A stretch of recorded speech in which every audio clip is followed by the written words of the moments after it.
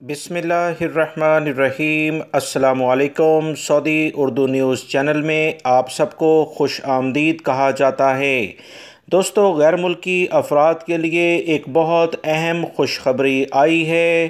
الحمدللہ سعودی حکومت کی جانب سے کل سے باقاعدہ طور پر انٹرنیشنل فلائٹس کے بارے میں کچھ مخصوص افراد کے لیے کھولنے کا اعلامیہ جاری کر دیا گیا ہے۔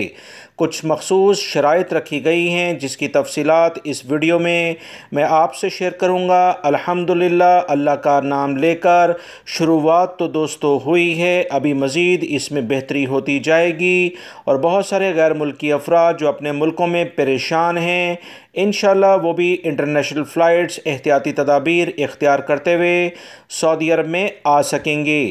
تفصیلات کچھ یہ ہیں کہ سعودی عرب کی ایک اہم منسٹری ہے جسے وزارت سیاحت یعنی منسٹری آف ٹورزم کہا جاتا ہے، اس کی جانب سے غیر ملکی افراد کے لیے بہت اہم اعلان کر دیا گیا ہے، جس میں کہا گیا ہے کہ وہ تمام غیر ملکی افراد جن کے پاس ٹورسٹ کا ویزا سعودی عرب کے لیے موجود ہے اور وہ سعودی عرب میں آنے سے پہلے وبائی مرض کرونا کی وہ تمام ویکسین جو کہ سعودی عرب میں رجسٹرڈ ہیں انہوں نے وہ حاصل کر لی ہو، اور ان کے اپنے ملکوں سے اس سرٹیفکیٹ کو حاصل کرنا ہوگا کہ وبائی مرض کرونا کی ویکسین انہوں نے سرکاری طور پر حاصل کر لی ہے، اور پی سی آر کا ٹیسٹ کا ثبوت ان کے منفی نتائج کی ظاہری شکل کو ظاہر کرے۔ 72 گھنٹے سے زیادہ یہ پرانا نہیں ہونا چاہیے۔ یہ سعودی عرب میں ٹورسٹ ویزے پر انشاءاللہ آ سکیں گے۔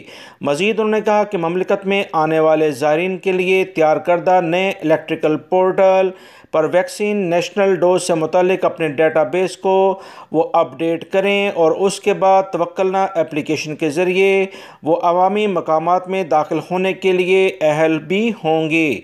سعودی وزارت کی جانب سے واضح کہا گیا ہے کہ صرف وہی ویکسین قابل قبول ہوں گی جو کہ سعودی عرب میں رجسٹرڈ ہیں، جس میں فائزر، ایسٹرازینیکا، میڈرنا کی 2 خوراکیں اور اس کے بعد جانسن اینڈ جانسنز کی 1 خوراک ہی کافی ہے۔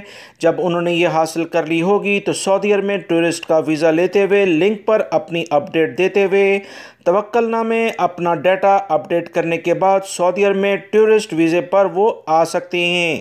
دوستو، 1 اگست سے یہ پابندی ختم ہو گئی ہے۔ غیر ملکی افراد جو اقامہ ہولڈر ہیں، نئے ویزے والے ہیں یا وزٹ ویزے پر سعودی عرب آنے کے لیے کچھ یہی شرائط ممکن ہے کہ سعودی حکومت کی جانب سے جاری کی جائیں اور انٹرنیشنل فلائٹس کے بارے میں باقاعدہ اعلان کر دیا جائے۔ ویڈیو لائک کر کے شیئر بھی کیجیے گا۔